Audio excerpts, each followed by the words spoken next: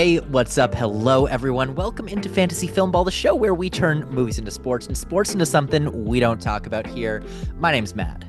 My name's Dyl, and we're doing something a little bit different for this week. Instead of live reacting to a lot of these award nominations and wins, as we've mentioned numerous times in the last few months, we are both busy boys at the moment.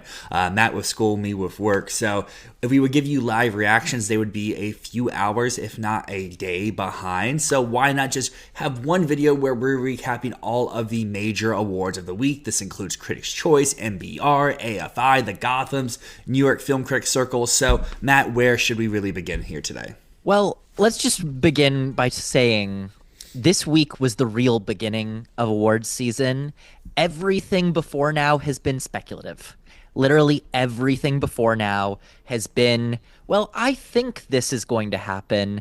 We haven't had any frame of reference for what actually is happening. So up until now, up until early December, it's just a matter of feel, a matter of vibe.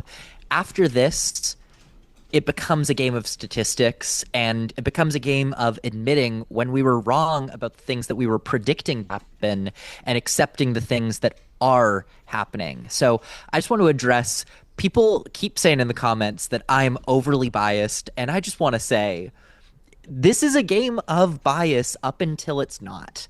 You know, we all have our feelings, our thoughts. I think this is a part of this game. I think this is something that we saw last year with Emilia Perez, where people just said, there's no way it happens, there's no way it happens, there's no way it happens, and then it happens. Or this year with Wicked for Good so far. It's something that for the past few weeks, everyone has been saying, there's no goddamn chance this movie happens now. And that's because people don't want it to. It's because people are biased against the film.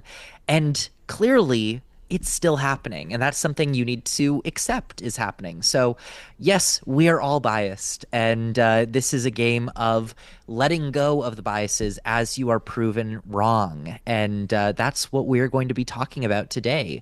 A lot of things where we were wrong, and a lot of things where we now have to adapt on both of our ends. So this week we had the Critics' Choice Awards, we had the NBR, we had the New York Film Critics Circle, AFI, the Spirit Award nominations, and the Gotham winners, and they've changed a lot of things. So first off, I want to say, huge week for One Battle After Another. Don't you think, Dyl?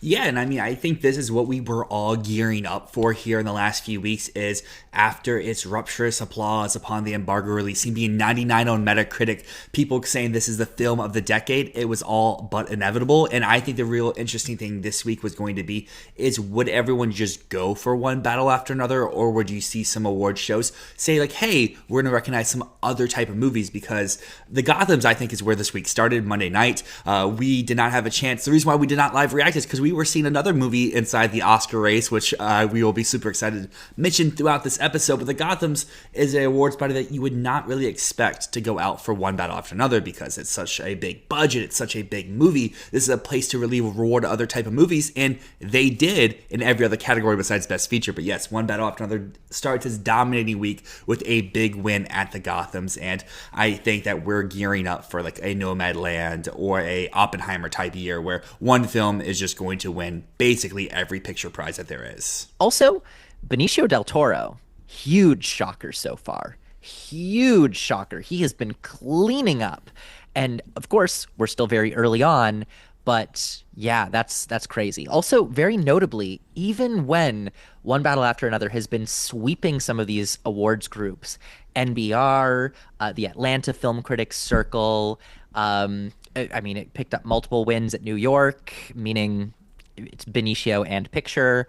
But even when it's been picking up multiple wins, it has not picked up a single win for Teyana Taylor yet. So are we going to see that change, or is the supporting actress category going to go in a different way? And I think that's still very up in the air. And going back to the Gothams real quick, you mentioned supporting actress, and this is a place where Rumi Musako did show up for Sinners, got a big win here, and I think this is just going back to something that we've discussed throughout this year is, will or who from the center supporting cast will be the main draw for awards. And it doesn't seem like it's going to be any of the guys. It kind of seems like it's going to be her following the Critics' Choice nomination earlier today. And I think this will go into the Golden Globes. Previously had said, I think Regina Hall will be that 6th slot, but I think it's going to be Musaku. And I think in places of 6 that she's going to consistently show up as number 6. In places that love Sinners, we'll have her in the 5. In places that may be a little bit weaker in Sinners, like what we would expect from something like BAFTA, may have her on the outside looking in. But I think I'm shooting her straight up into my top 5, and we'll have her in at SAG, and I think she's in my Oscar 5 now. Which, this is an L for me to take. I did not see this happening, and Sinners has had a really great week, even better than expected. I mean, Wunmi Mosaku taking the Gotham, landing that Critics' Choice nomination, that is so huge for her. There's a lot of love for this performance that I didn't expect and that I didn't see, because genuinely, you were the only person that I'd heard talking about Wunmi Mosaku in this movie. And so maybe that's... I don't know where that is, but for me, this is like out of nowhere for me. So yeah, I'm really surprised, but I think that she is likely to get nominated after this week too. Wrapping up the Gothams here, I think the other big takeaway from the Gothams is just the overperformance, or I don't even know if you can use overperformance, but it's the film that took away the most awards of the night. It Was Just an Accident gets international feature, screenplay for original, and best director for Jafar Panahi. So Matt, I think everyone in the comments wants to know, I think I want to know now, do you have Accident in your best picture lineup now? Yeah, I mean, and to be fair, I did for a while before, and then I took it out pretty recently, and then I'm putting it back in. So yeah, it's time to admit that I had the wrong read on Accident back at Cannes, because I really felt like this was not the type of film that could do the run that it's getting right now. But I was wrong. And maybe the Palme d'Or is just our new TIFF People's Choice Award, and it gives the momentum that's needed to get into picture. So I think that, yeah, it's in. It's done really well everywhere this week except Critics' Choice Award. But winning 3 at the Gothams, taking the Director Prize at New York Film Critics Circle, the AFI Special Mention over Sentimental Value is big, because the AFI Special Mention has typically been our precursor to figure out which international films are really in the race. So yeah, it winning that over Sentimental Value is huge for it. Accident literally only slipped at the Critics' Choice Awards. And before people say, oh, it's the Critics' Choice Awards, it doesn't matter. They didn't nominate Anatomy of a Fall. They didn't nominate Zone of Interest. Like, I do just want to point out that we can't just say, oh, Critics' Choice doesn't like international films, which has been the case in the past. Every other international film did super well at Critics' Choice Awards. Like, this is not 2023 where Anatomy and Zone are shut out. This is Sentimental Value got 7 nominations. No Other Choice got adapted screenplay as well as international. Sarat got into Best Sound. The Secret Agent got Best Actor. Left-Handed Girl even got Young Performer. They all got extra nominations. So clearly, international movies are doing well at CCA. It's just that Accident did not do well there. But it's been so dominant at these early awards that I have no doubt it's happening in 4 categories, possibly 5 at the Oscars. I do not believe it's winning international or screenplay, though. I'm going to hold strong to that. I think the broad support for Sentimental Value will help it, because it's going to get nominated in so many categories, while Accident really has director, screenplay in addition to international and picture. And maybe there's a case for casting. So at this point, I do have Accident in. I'm not falling for the propaganda that it's winning international, though. I will not fall for it. But let's talk Sentimental Value quickly, because this is not the juggernaut that I hoped it would be back at Cannes. It has obviously missed the AFI Special Mention. Stellan Skarsgård has missed constantly to Benicio del Toro this week. But outside of not winning the things that it needs to, it has performed exactly as well as it needs to in the places that I need to see it perform well. Critics' Choice Awards, 7 nominations. That's great. That said, missing editing and casting, that shows to me that there's not overwhelming love for the movie, at least in this body, even though they are nominating it in basically everywhere that it can be. I think the big thing with CCA, and we'll talk more about it when we get to that award show down the line, is the fact that we were introduced to shortlists this year, and shortlists were just a small nomination body of the entire CCA. And I think that's really going to affect the way that we have to look at CCA this year, specifically in the tech categories, is because they were given 8 to 11 movies per category, saying, hey, these are your options. Pick from here. And I think due to some of the snubs that we did see, you could resort that to being the fact that they weren't on the short list, or you had to write in the movie. And to a lot of people, writing in something is a lot more difficult than picking an option there. But I want to go back to the Neon movies real quick, because we talked about Accident having a really good time at the Gothams. We talked about Sentimental Value having a great time at the Critics' Choice. But going to the New York Film Critics Circle, Secret Agent was actually the big winner here because it won international feature. It got Wagner Moura for Best Actor. And I know comments want to hear us talk about Secret Agent, talk about Brazil, talk about Wagner Moura. And the first thing I want to say is not about Secret Agent, but about Accident. Y'all can't keep saying Filmball hates Accident. I've been on the Accident train. I've been here. I have been a denier of Secret Agent and Moura, and this week is showing that, hey, this is not just an internet thing. It is starting to come through. What I really need to see happen is it got CCA, is going to get Globe.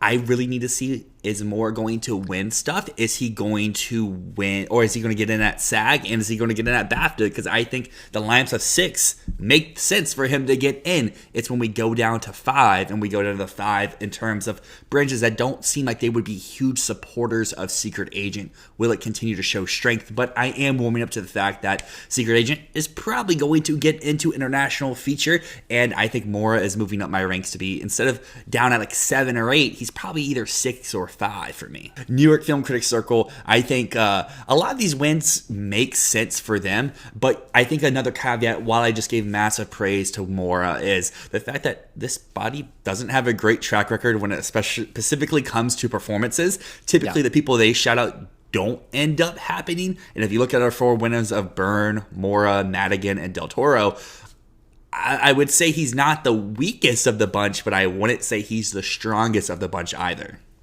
Yeah, we can take the L on Moura at this point. I mean, him getting in CCA is huge. He's going to get in Golden Globes. I don't think SAG's going to happen. BAFTA's possible. I don't think it's a given. Some people are acting like he's a lock for BAFTA. I don't necessarily know. But yeah, at this point, if we look at our Critics' Choice lineup, you know, I think that it's very easy to say you could drop Ethan Hawke, you could drop Joel Edgerton, and you could drop Wagner Moura. Any of those you could drop, and then you've got our 5. Or the question is, you could also drop 2 of them and sub George Clooney in. But yeah, I'm not buying Secret Agent for picture. I know Variety has it in for picture right now. I'm not buying it. I still haven't seen it a second time. I will go this week. I'm gonna try to go on Sunday. Gonna try to go on Sunday to see Secret Agent again. But yeah, I mean, I think we can talk Jay Kelly now, because Jay Kelly, that's a big one where we doomed it before it went to Venice, and then we were like, oh, we took a huge win there because Venice hated it, Telluride hated it, and now it's coming back around, and the industry, turns out the industry seems to really like it because it landed on NBR, AFI, and performed extremely well at the Critics' Choice Awards. So huge week for Jay Kelly. That's crazy. Caveat in there, because while it is a very good week for Jay Kelly, I think it did miss out on some key nominations it could have got at CCA. Like George Clooney missed out, didn't show up in editing, score. Those are things that missed the short list. And then Baumbach for director wasn't really a contender whatsoever. Mm-hmm. But like getting AFI, getting NBR, like it makes sense when you exclude out the international features. So I think while it was a good week, there's still more that we can see going forward. And I think the biggest thing in Jay Kelly's way of having a successful journey to the Oscars is the fact that Netflix has a new potential number 2 in the race, which we got to give a shout to Arno here on the channel, who has been banging the drum for Train Dreams all year long. And hey, this thing's chugging along and it's hit everything so far. And it's probably, with what we saw of Critics' Choice with Avatar, it could leapfrog Avatar in the Drama 6 at the Golden Globes on Monday. Absolutely massive week for Train Dreams. Huge performance at the Indie Spirits, AFI, NBR, Critics' Choice. I think at this point, it's looking like it's in the 10 for picture. It's really looking like it. And this is one where, you know, I can admit my wrong with Accident as long as you admit you're wrong with Train Dreams, because I know you've been against it for a little while. I totally have, and I think the biggest thing that Train Dreams reinforces is when Netflix wants something to happen, it's going to happen. And what we've seen over the last few weeks is Netflix clearly change up their priorities. Throughout the whole year, it's been J. Kelly and Frankenstein, J. Kelly and Frankenstein. And then we had like a week or so of, hey, Frankenstein, top to bottom. And then Train Dreams had its limited theatrical run and people started to clamor about it more. It wasn't just small hives of people at various regional festivals. The connection seemed to be strong with its Netflix. Maybe the streaming numbers were not phenomenal, but the ratings did not dip off the way I was expecting it to. I felt like normies would not like the movie. Too much narration, too abstract, not entertaining enough, but clearly it's connected with them, it's connected with critics, and it's connected here with the awards that we've had so far. And I think that you can make a great case for Netflix potentially being the studio to actually get 3 movies in this year. But 3 films for Netflix has always been a struggle. We've had years where they seem destined for 3. Ma Rainey misses out, Tick Tick Boom misses out, Two Popes misses out, and you can throw some asterisks of some of those years of not being years of 10, but I just think that 3 films per studio is a just huge hurdle to overcome. And I just think at the end of the day, one of these Netflix movies will taper off. Is it J. Kelly? Is it Train Dreams? Probably not Frankenstein. I think we're in agreement there. But one of those 2 will taper off, and it's just which one will. And I think I'm on the train of Train Dreams being number 10 and J. Kelly being 11 still. But if the next 2 weeks shows that J. Kelly is even stronger, it's coming back the way that you said it was. It's connected with the industry so much, and Train Dreams maybe misses out something at Globes. Then maybe I'll switch the 2 back around. All right. It's time for me to get into some stats. I know this is something people love. People love when I go on a rant about stats. So, this week, 7 movies landed all 3 of NBR, AFI, and Critics' Choice. Those 7 movies are One Battle After Another, Sinners, Frankenstein, J. Kelly, Marty Supreme, Train Dreams, and Wicked for Good. Okay? 7 movies have all 3. Now, I got curious, how many movies have gotten all 3 of those and then missed Best Picture at the Oscars? And I went back to 2016, so 10 years of Oscar history. Here are the 6 movies that have gotten all 3 of those and missed Best Picture. Sing Sing from last year. It only got those 3. It missed the Globe and it missed everything else. So only those 3, no Best Picture nomination. Da 5 Bloods in 2020. It got these 3 as well as SAG Ensemble. So it ended up with 4 major precursors. Then we have If Beale Street Could Talk and Mary Poppins Returns back in 2018. Both of those got these 3 and landed a Globe nomination. So both of those got all of them, missed out. And then we've got 2017, The Florida Project, only got these 3, and Sully 2016 only got these 3.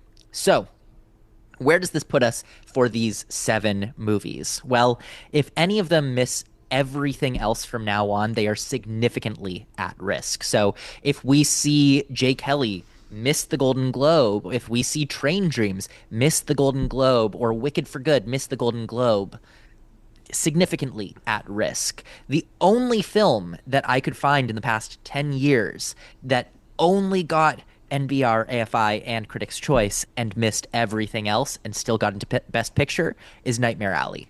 Nightmare Alley got just those 3, still made it in, and that was a weird COVID year. So if any of these movies, if all 7 of these movies also get the Globe nomination, they're probably on track to keep going. But if the Globe is the end of the road and they don't get any guilds, then it's also risky. But if they get Globe and get even one of the major guilds between DGA, SAG, or PGA, then they're in. They're locked. They're lockety locked in. Okay. So looking at that list of 6 films that have missed, I'm seeing comparisons here to J. Kelly, Train Dreams, and Wicked for Good. Um, and those all feel like the most vulnerable at this point to miss.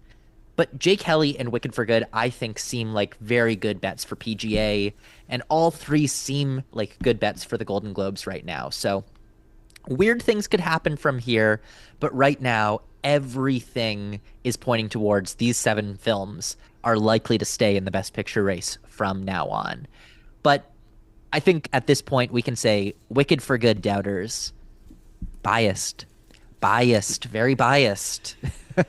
It's such a weird thing to talk about because obviously, as you open this show up with, there's always going to be bias with awards predictions. It's just when can you hold your bias in check when clearly the data in front of you is showing that your bias may not be correct? Because I understand Wicked for Good is not Wicked Part 1, but as we talked about when the movie came out, it still had 3 to 6 technical nominations, all but assured. It still had 2 above the line acting contenders. You can make the case that Arrivo may be falling off, but you can also make the case that she can come right back with Golden Globe, with SAG, and maybe even BAFTA. Because last year at this time, people were calling us crazy, or I guess more so, calling us crazy for having Arrivo in our top 5 over people like Angelina Jolie and Nicole Kidman. Because oh my gosh, they're royalty, they're going to get in, and then clearly the stronger film edges out, and I think that's what we're going to see this year. And I think the real question is going to be is what are the other films in contention? Because going into this Best Actress category, we say 2 locks with Buckley and Reinsva, and then the question starts to open up. Rose Byrne had an incredible week, but she was almost always going to have an incredible week this week with National Board of Review and the New York Film Critics. National Board of Review was not a given for Rose Byrne. That was a big, big shocker. NBR is like, they're the most normie group of all normie groups. They're the group that gave Rental Family a top 10 mention. They gave F1 a top 10 mention. To give Rose Byrne their Best Actress prize, that's huge for her. And it's looking like she might be heading for a trifecta sweep. So to me, I think Rose Byrne is getting everything she needs right now. She's overperforming what she needs.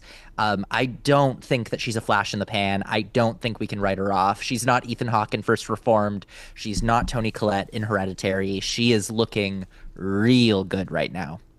And that was the point I was going to go on to make, is with the Golden Globe nominations coming out on Monday, that she could be this year's like Fernanda Torres, where she wins the category and that propels her up to the Oscar nomination. Mm-hmm. Like basically what everyone's saying for Wagner Moura over in the drama and actor, I think, is the actual case for Rose Byrne over in comedy musical actress. And then you just look at the other contenders. So that's our top 3.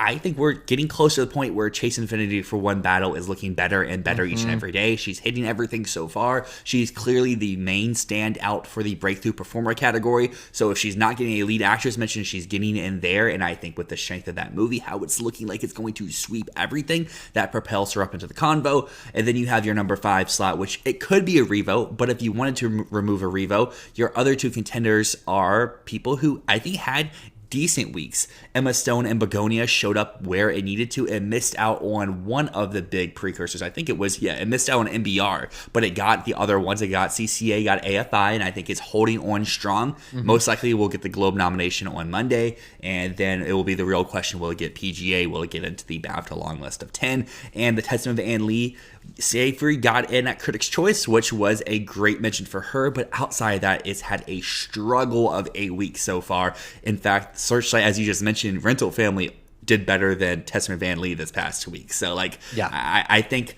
it's going to come down to either Infinity, Arrivo, Stone. Pick 2 of those, and that's your 4 and 5 in the Best Leading Actress category. I think taking the biggest hit is Avatar. Just from Critics' Choice. And I know there's the big asterisk of it was not on the short lists. They had to write it in. I know that's a big thing.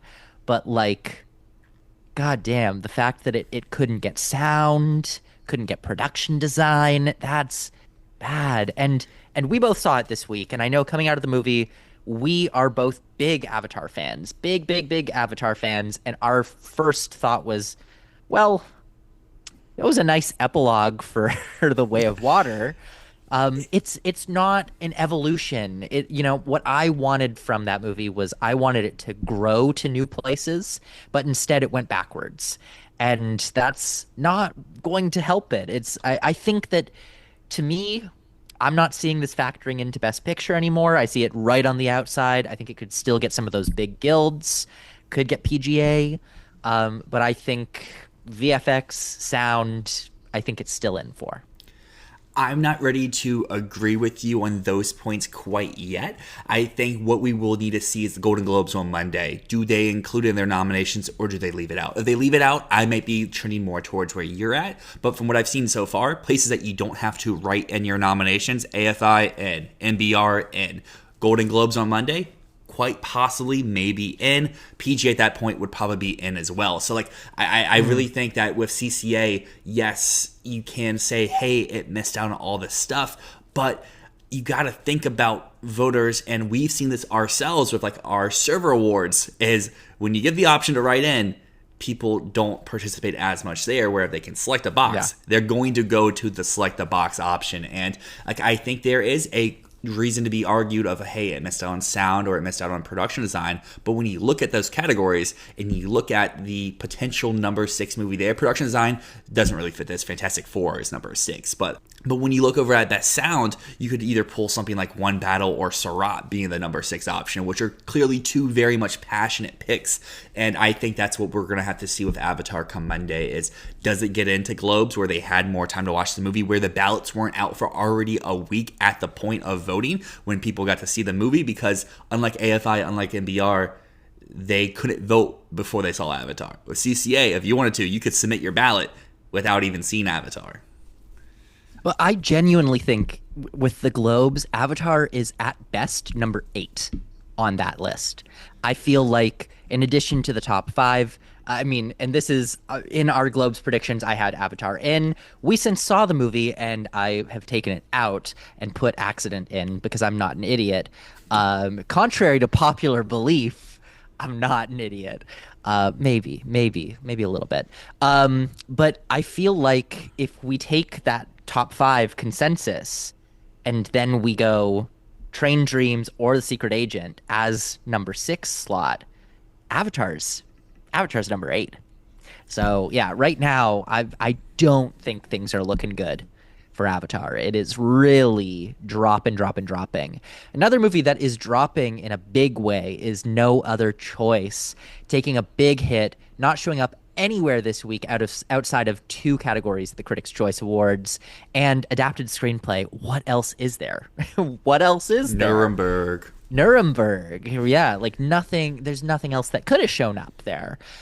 So it needs, at this point, an immensely strong showing at the Globes to stay alive, especially, and it is still alive at this point, especially because NBR, AFI, and Critics' Choice Awards, none of those are known for their love of international films. So it can happen. It's not dead, but it's on life support. And if Globes does not go for it in every place it possibly can, it's possibly dead. So let's go category by category through some of these, talking Critics' Choice and some of the other things that have happened over the past week. So we've talked extensively about actor and actress, and I think picture and director are pretty interlocked. I might say, Jafar Panahi missing Critics' Choice is not a big deal for me. I don't give a shit.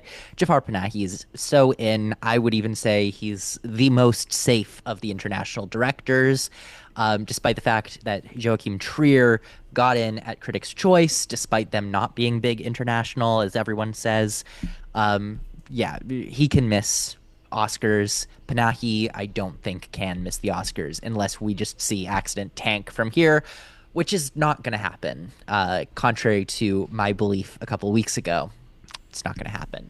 So I want to talk supporting actor, because Benicio del Toro, my God, he has been sweeping. And I want to know from you, as the big Sean Penn supporter, does the Benicio del Toro love splinter off any of the presumed Sean Penn voters?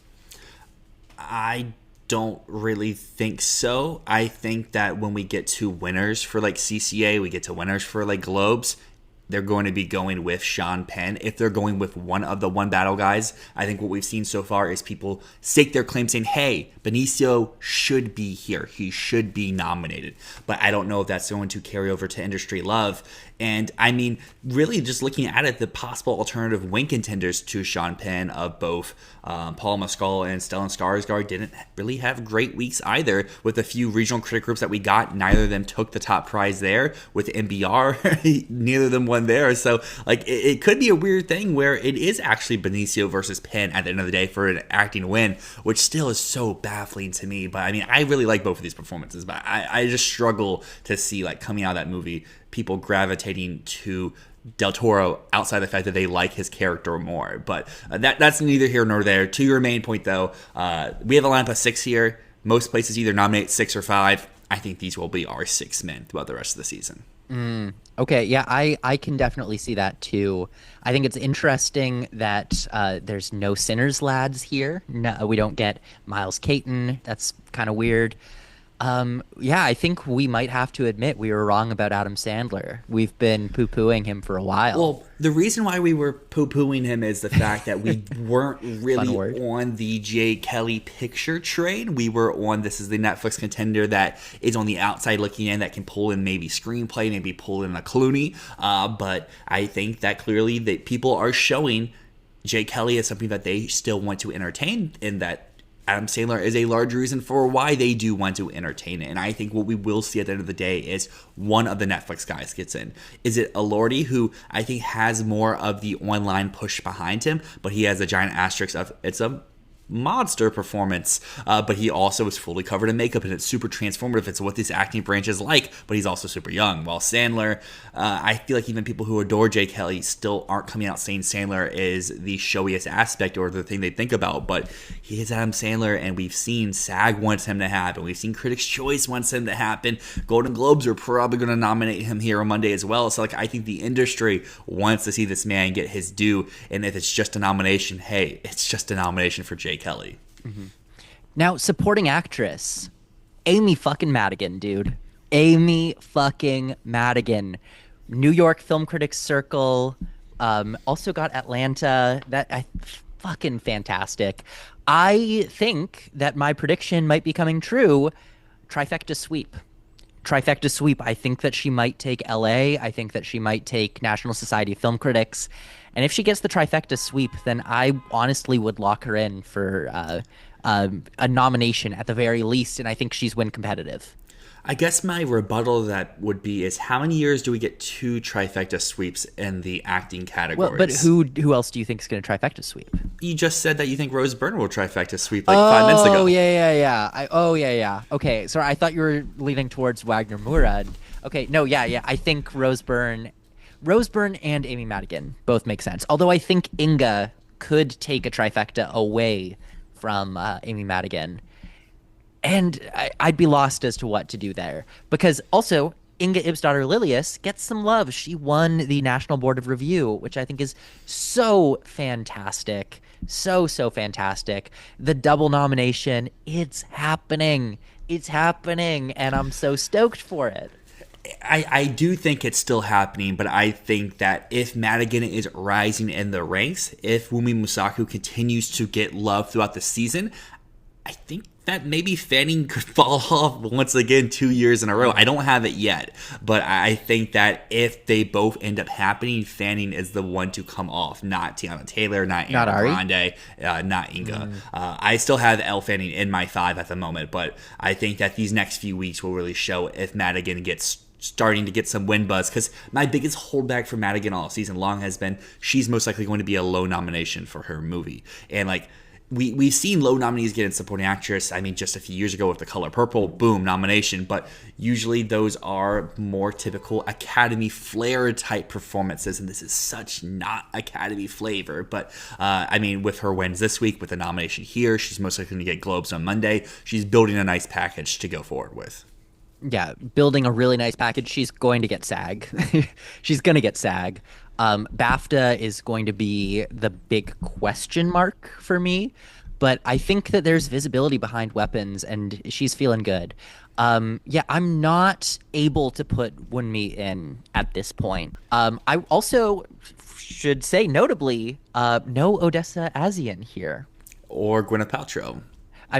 Well, we kind of figured that. We knew that, but I've this past few weeks since my new job, I have a pretty long commute. It's like 90 minutes to and from work each day. So I've been trying to get more involved in the community, listen to other people's predictions, and almost everyone has at least one, if not both, Marty girls in. So I think that to what we talked about in our Globes predictions is people are going to struggle to pick which one to propel. And what we saw here is they maybe struggled so much where neither got in a lineup of 6. And I think we will continue to see that throughout the season. Now, original screenplay, don't have a ton to say here, but I will say the fact that Critics' Choice went Sorry Baby and Weapons both over Accident is crazy. You can look over at the adapted category and say, oh, no other choice made it in because they had no other choice. There were no other films that could have been nominated there.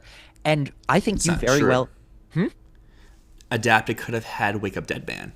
Adapted could have had Wake Up Dead Man. That's so true. And No Other Choice did show strength there. And I would argue that you can't just say, oh, original was too strong, because they nominated both Sorry Baby and Weapons over It Was Just an Accident. That does mean something. I don't know what it means yet, but it means something. I think what it means is honestly what you have been saying these last few weeks is the lack of visibility for Accident, is the fact that it didn't really do a massive theatrical rollout. Not that we were expecting it to happen, but like you said, living in New York, it's playing at the smallest theaters in New York. Here in Philadelphia, it's playing at the smallest theater in Philadelphia. I'm sure if I still lived in Richmond, it probably never even came to Richmond. So like, I think that's the biggest thing there. And with the 2 films that got in are such passion picks. Weapons is such a passion pick. Sorry Baby is a film where if you love it, you're putting it everywhere you can, especially in original screenplay. So I think that's my big takeaway here as well. Yes, I think this miss is pretty bad for it, but I think that is the way you can look around it, being, hey, the 2 other films that get in here were passion picks. The other 4 were Best Picture nominees. Where if we flip over to the adapted screenplay category, you do have a lot of picture nominees here. And I think the biggest thing for No Other Choice getting over Dead Man is something that I feel like I've been saying for a few weeks now. I've seen some other people start to say it as of recently, is there's no passion for this Knives Out movie. No one's talking about it. It just came out on theatrical release, and I feel like there was no buzz for it. It comes out on Netflix in a few weeks, and I feel like when it hits there, it's going to have the lowest streaming numbers of the series so far. And it's just a serviceable, fine Knives Out movie. It doesn't have the gigantic push behind it the last one did, and I think Netflix has other contenders in adapted. They have Frankenstein. They have Train Dreams. Why bother with Knives Out? And this category, these are our 6 movies. Pick one to kick out for the Oscars. Absolutely. You either drop Begonia or you drop No Other Choice. I think one of those 2 goes. We're yet to see which one. Currently, I hate to say this, I drop No Other Choice. Ooh. So you'll be happy to hear that. I have Begonia for 1 nomination right now, adapted screenplay. Now, let's talk casting, because this is another category where I think it's very possible R5 is in this top 6, but it's really weird for me to see Sentimental Value get 4 nominations in acting and miss in a field of 6 here. That is so weird to me. That's so crazy. How do you have the best cast and not have the best ensemble? That's it's wild. what I talked about earlier. It's the fact that it wasn't even shortlisted for this category. They had 11 movies. Accident made the shortlist. Secret Agent made the shortlist. Accident, Secret Agent, I'm blanking on the other one. Oh, No Other Choice made the short list. Those all made the short list. None of them made the nomination here. Sentimental Value couldn't even make the short list. But with CCA, it's that feels like a casting fluke, though. And ensemble. So what are they looking at here? Are they actually looking at the casting? Or are they be like, oh, cast, fun. I like these actors. I like these performances. Because I think that's where we're going to have the difference here. And where I do agree, R5 is here. I would just pluck out a different movie than other people. As I would pluck out Jay Kelly. I've mentioned at length The Guild. We have 40 years of a Guild to go off of. I know people are like, oh, this is a new category. We have nothing. It's all vibes. I'm like, Guild, boom. And even if you want to consider BAFTA, boom.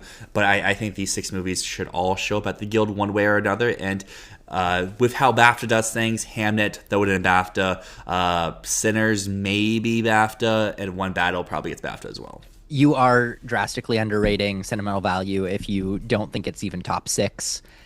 It's getting 4 acting nominations. If that doesn't get it But in play for casting, that's crazy. All right, cinematography. Sinners sweeping. We've talked about that.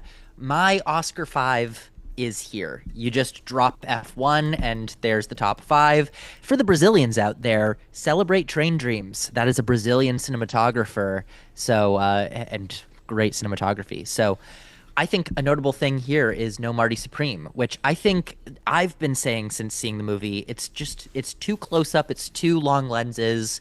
Cinematography, there's maybe 1 or 2 shots in the movie where I'm like, oh wow, that was an incredible shot. The rest of it is Safdie work, which is like it is doing exactly what it needs to for the movie, but it's not impressive lighting or camera work as much as it is just like intense. But yeah, I my mean, top 5 is here. we said it on the server a few days ago. Darius Kanji, he's a big name, but he's not really Academy flair outside of Bardo, which is the most un-Darius Kanji work over like the last 20 years. And Marty Supreme is what you would expect from him. And I think it is good work, but like you said, it's not like the picturesque work, which I feel like this branch always goes for. This branch loves that Twitter page where you take a screenshot of the movie and you can frame it up on the wall. That's what this branch usually goes for, if not black and white stuff. And I think that, like you said, Train Dreams fits that. The asterisk with Train Dreams is just it's a cinematographer who hasn't really been in the conversation before. But I would say F1's not dead. It's just the fact that the branch doesn't seem like Miranda. But I think F1 could be that type of movie that hits every precursor. Hits ASC, it hits BSC, and then it just doesn't make the Oscar. Well, F1 is doing crazy well at techs in general. Like it's been showing up. Outside of HCA, it's done phenomenal. Yeah, people are still remembering F1, and I think that is worth mentioning. Also, not to keep ragging on the Sinners cinematography, but I find it really funny that every single time I see people posting like Sinners has the best cinematography of the year, it's like the same 5 stills from the few scenes where we're outside of the house. It's like the scene where Last time I seen the sun. yeah, well, not just that, but like when Remick comes running towards the house, like all of the shots are from that scene of the sunset, and I'm like, that's not representative of the movie. That's not That's fair, representative but of it. I don't want us to move off of cinematography without giving Sinners some love. If Sinners goes on to win cinematography, this will be the first time in the Academy's whole history a woman has actually won this category. Very cool. Came close with Elvis, came close with Power of the Dog. But yeah, let's move to production design, where once again I'm gonna bitch and moan about Sinners. I'm sorry, everyone. Oh my god, get off my case. I mean, Sinners might be real in production design, which is unfortunate for me because it's just a barn. It's just a barn. This is my equivalent of when Oppenheimer got a costume design nomination, and I just sat there going, "It's just suits. It's just suits." I mean, it may just be a barn if you exclude the location scouting that they did throughout, which is a part of production design for the introduction scenes at the beginning of the movie. But I think that It's a Sinners getting this street. nomination It's a street is, in a barn. I mean, hey, they built it from the scratch. But for this category, if you do put Sinners in your 5, I think it is at the exclusion of Avatar, Fire and Ash, which, again, going back to the conversation about CCA in general, you had to write in Avatar, Fire and Ash. How many people, 1, waited until they saw it, and 2, remembered, hey, let me write in this movie that isn't right above the category where I have all these other options. Like, yeah, you can make a case it probably should have got in over Fantastic Four, the first steps, but I mean, what can you do? We talked about this outside of Avatar after we watched the movie, is the fact that award shows keep pushing their dates up earlier and earlier, and it gives you less time to actually watch said movies, and this is what happens when you have your awards a month before movies have finished coming out for the year. Fantastic Four, cool as fuck domination though. It is. I don't even love that movie. Production design is phenomenal in that film. Speaking of unique nominations, we could say is best editing, because you have three. No, you have three. What you would call normal Oscar contenders, and you have a movie that no one's talked about, you have a documentary, and you have, I think, a sleeper nomination of F1 here in this category, where I think it's going to continue to hold all season long, and it's just what is the strength of the other movies. But the biggest miss here is Hamnet. Why is Hamnet We didn't even talk about this earlier. Hamnet missed out on what We was didn't, it? yeah. AFI, or was it Yeah, NBR? Hamnet missed AFI. Yeah, it missed That's AFI. not a big deal to me because it is a British movie. So I'm not. There could be some eligibility shit there.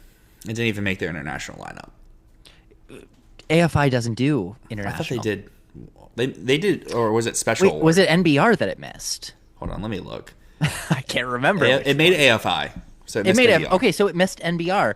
Right. Yes. Okay, it missed NBR, which is worse because they do nominate British films. So And it wasn't international. It wasn't in picture. Hamnet, what we're doing, that's my biggest change of the last few weeks. Is I've been saying, hey, maybe Hamnet can play spoiler. No, Hamnet cannot play spoiler. No, I would honestly say Hamnet might be down to number 4 right now. You have Value and Sinners above? No, I've got Sinners and Marty above. Sinners and Marty, okay. And then I put Hamnet and then Sentimental Value and then Accident, number 6. Gotcha, okay. But yeah, editing. We have our 3 main contenders, and we have 2 things I think you can write off down the line. So it's plug and play something else that you want into the 5th slot, and maybe F1 can stick around.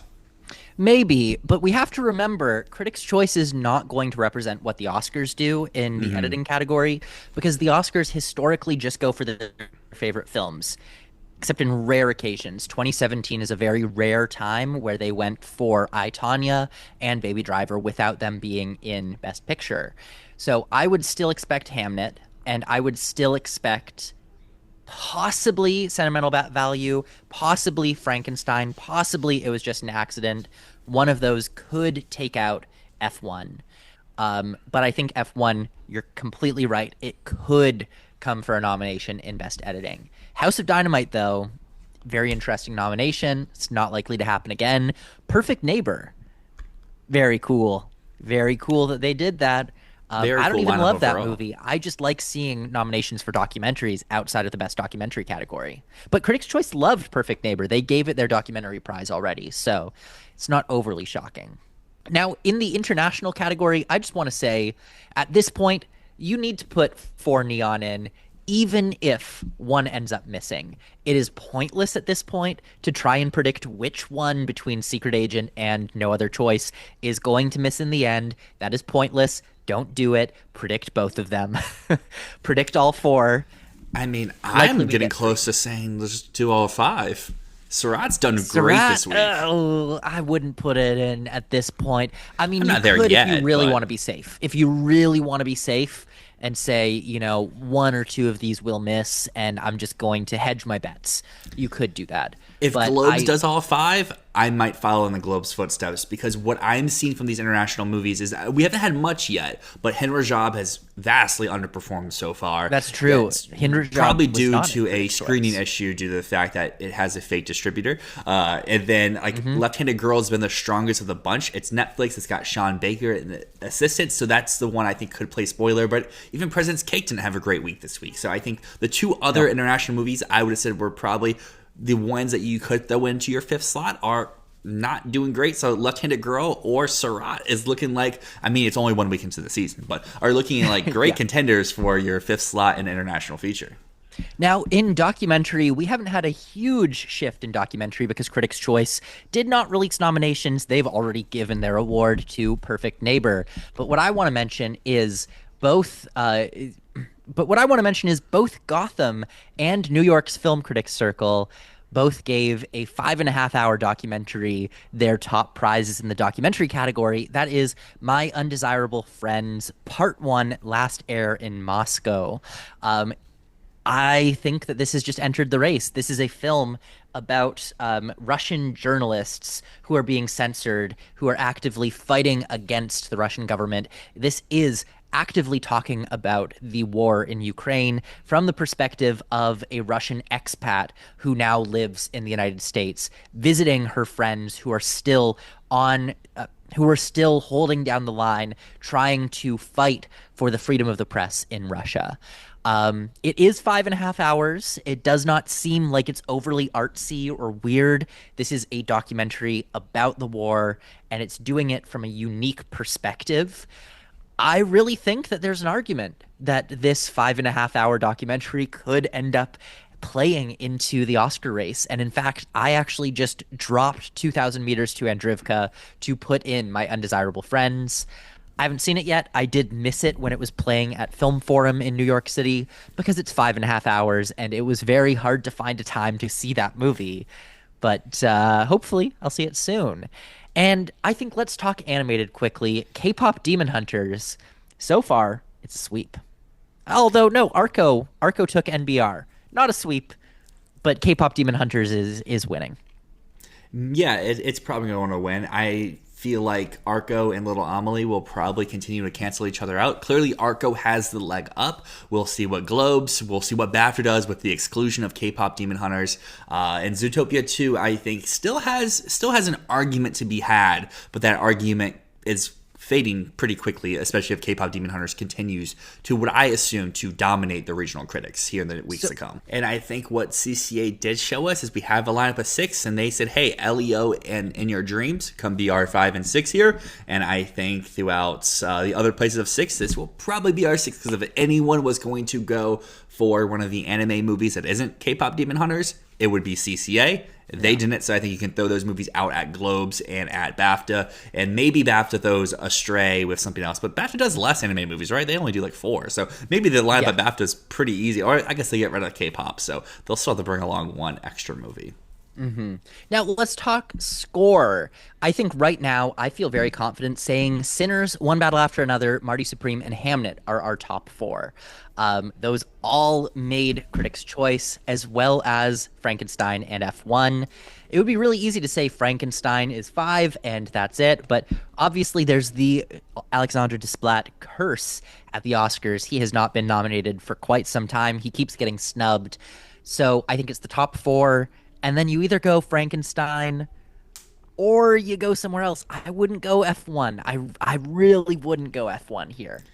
I mean, you shouldn't, but it's such a good score. I would love for it to actually happen down the line, but it's not something the Academy would go for, especially after snubbing Challengers last year, everything they had behind it. I think what we will see is the Globes will introduce a new contender when we get there on Monday. I doubt they will include F1 into their lineup of 6. And the Globes, as we mentioned on our prediction episode, typically go base for the Globes. I would start taking it seriously.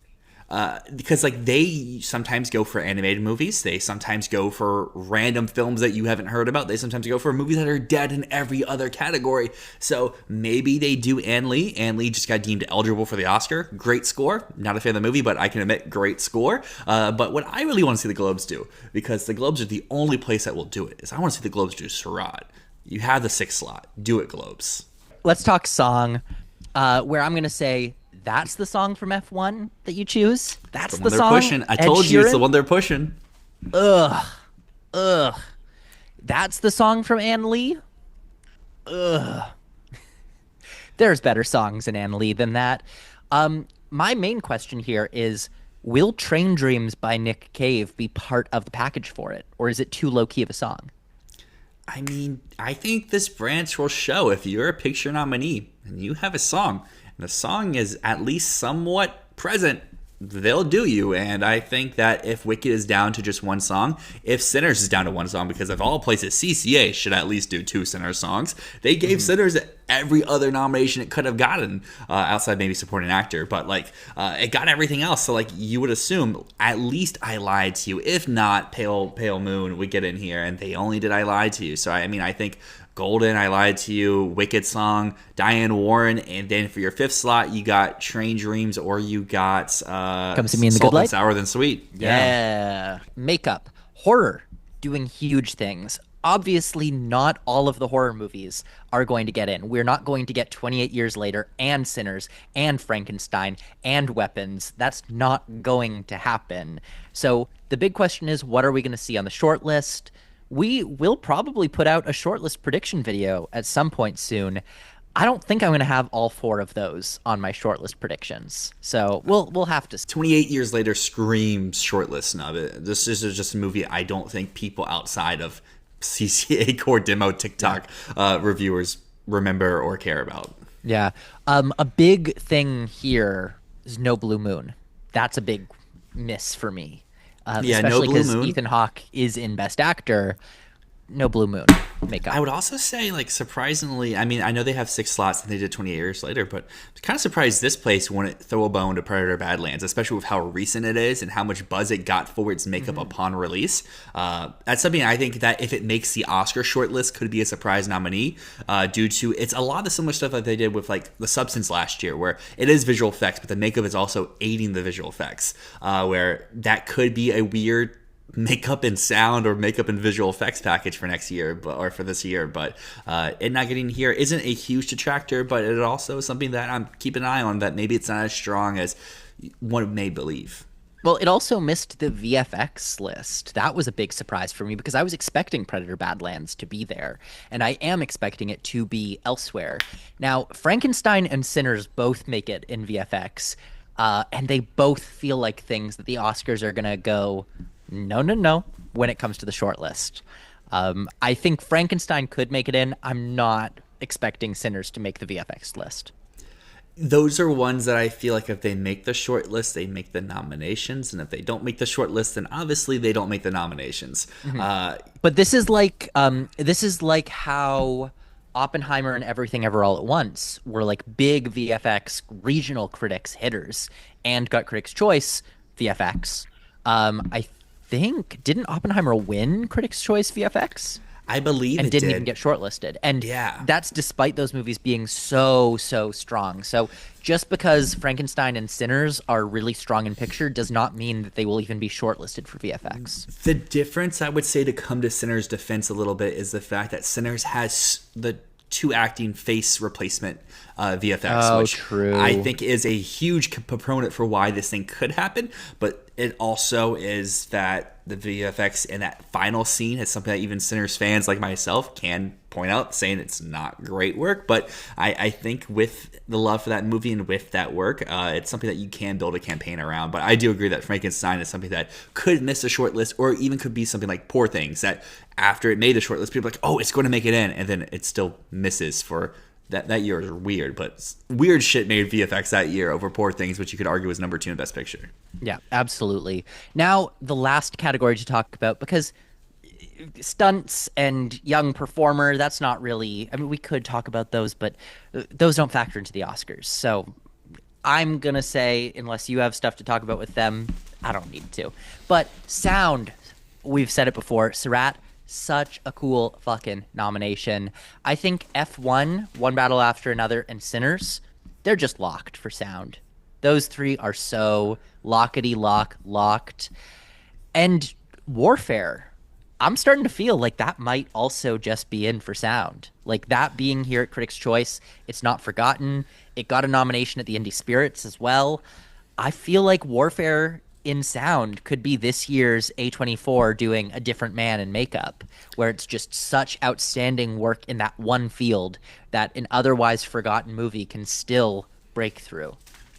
I would agree, except that we had this conversation last year with Civil War, and that didn't even make the short list. So if Warfare makes a short list, I'm down. I'll throw it in. I'll take out Predator. Predator didn't even show up here, but until Warfare makes the short list, I can't be there. But I also said A Different Man wouldn't make the short list last year, and it made the short list, and it made the nomination. So that's the hurdle for me. But like you said, we have a short list video, hopefully within the next week. Hopefully. I think we will. We'll do Globe's reaction talk, and then we'll do short list. We'll do the short list. It's going to happen.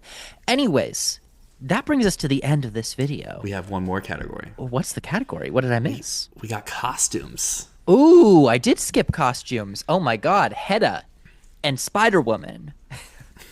I think those Colleen just Atwood show got a her reflection. nomination. That just to me is like, wow, this field is really weak this year. Very interesting though. They could have defaulted and just done One Battle After Another.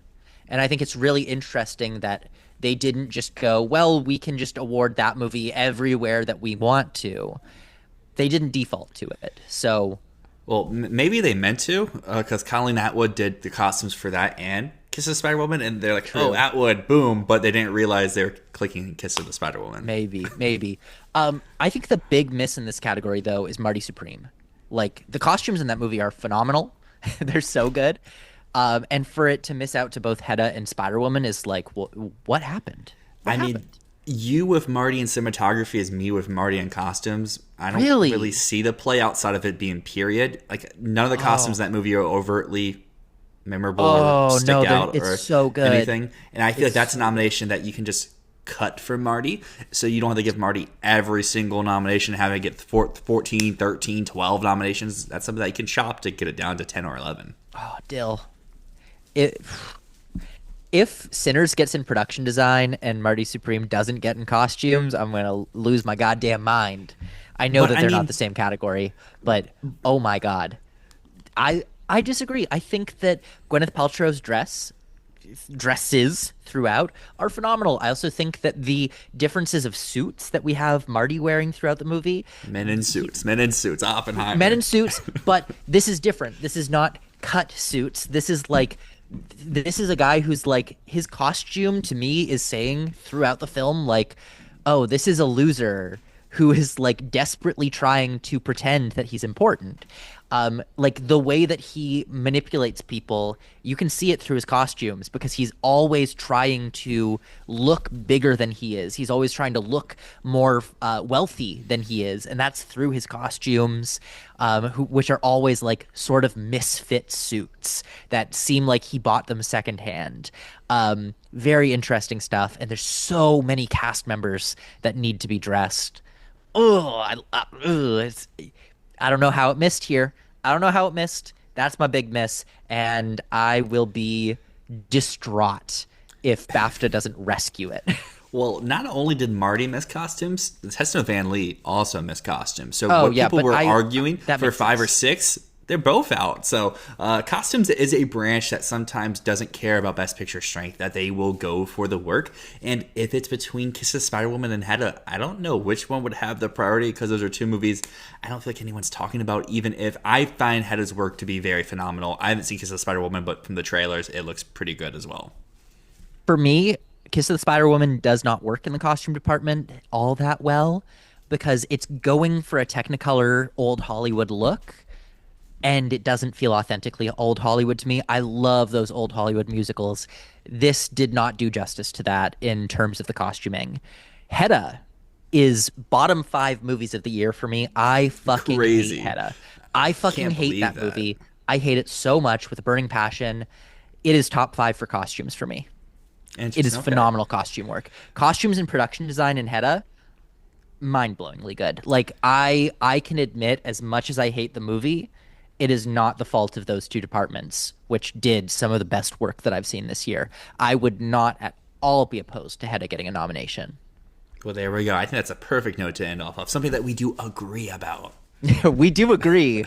Hedda's costume work is good. The rest of the movie, big disagreement on. Anyways, though, that brings us to the end of this State of the Race video, something that we probably will keep going with when we're too busy to record in-the-moment reactions. But fuck it. You guys get good reactions from the Oscar expert. You get good reactions from Jonathan Fuji. You get good reactions from Ryan Castleman. Good reactions from Christian Hanna. You guys are getting covered. Oscar Film Forecast, awards contender. Everyone's doing reactions. Instead, let's take a little bit of time and process it and talk about what it means. So I like this tradition. I think we should keep it up. Yeah, we should. And if you made this far in the video, you probably noticed the graphics, they're not that in detail. You're here to listen to us yap. You've looked at these nominations. You studied them all week long. So now, why not have a conversation? As always, comment down below. Let us know predictions you agree with, you disagree with, because obviously we have been wrong, but I'm sure that you've been wrong out there about a few things, at least so far inside the race. Consider subscribing. We have awards content coming each and every week, all throughout the year, including festival coverage. Matt is probably going back to Cannes this year. We have movies maybe all Sundance, year long. dude. I might be going to Sundance. And Sundance. So much that you want to subscribe to keep up to date with. And, I mean, if you really, really want to yap with like-minded people, Discord links down below. Join it. People communicate and talk there. Is it all fun? Maybe not. But, hey, it gets the people going. We have stuff, and maybe you'll get some breaking news. Who knows? Maybe. Anyways, thank you so much for watching. As always, my name's Matt. My name's Dyl, and this has been Fantasy Filmball.